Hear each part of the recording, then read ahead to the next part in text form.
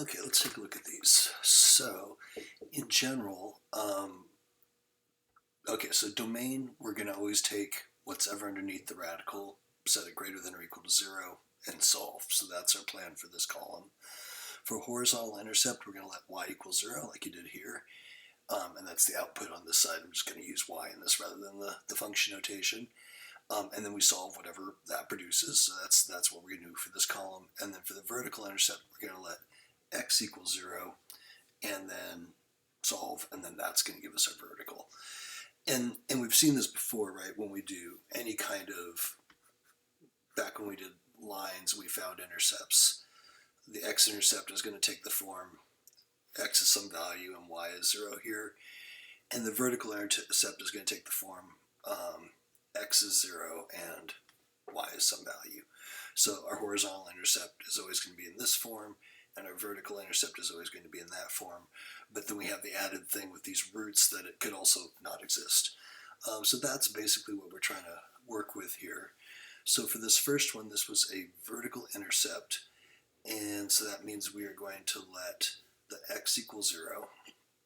So if I say y equals square root 20 times 0 plus 11, I get y equals root 11, and then if you throw that in the calculator and round it to 3 decimal places, it will be that value right there. And so our answer is that x is 0 and y is this value, but in decimal form, because we let x equal 0 right there. On this one, I think you were doing it right. I think you just miscopied the problem. So you had, this is a 23 right here instead of a 13. And if you do that, then this will be right. Oops, don't do that. This one, I wonder if maybe it marked it wrong, so you reversed the points, but again, you let the y equal 0 there and got that x. So the same as I just did, or sorry, the reverse of what I just did here. So it'd be like y equals 19, and then root negative 28x plus 23. And so we'll divide the 19 over, so that would give us 0 equals just the root now. And then square both sides of that, so 0 equals negative 28x plus 23. And then we subtract the 23 over,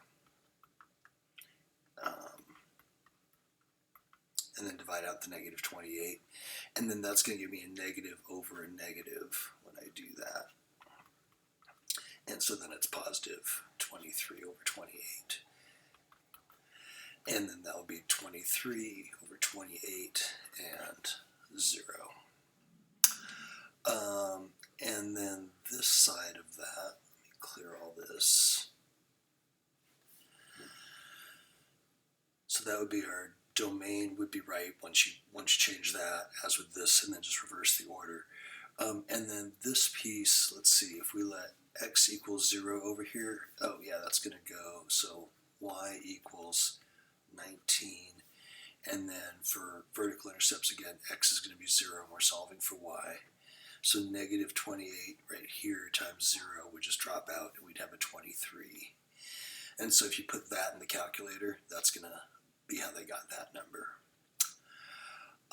For this one, I think you just have a negative sign there that you don't mean. This was going from that value to positive infinity, so I think you have that right. You just got a negative in there. And then this last one, so that's 0. So it looks like it's just a sign. Let's figure out where that happened. So we're letting y equal 0, so that's this side. And then root negative 25 minus 9x.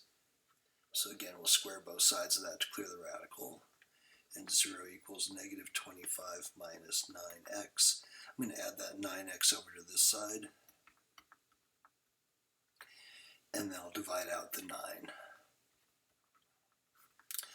And so, yeah, we're getting the same number. I think somewhere in there you just dropped a sign, so that should be positive on that. The rest of it looks good.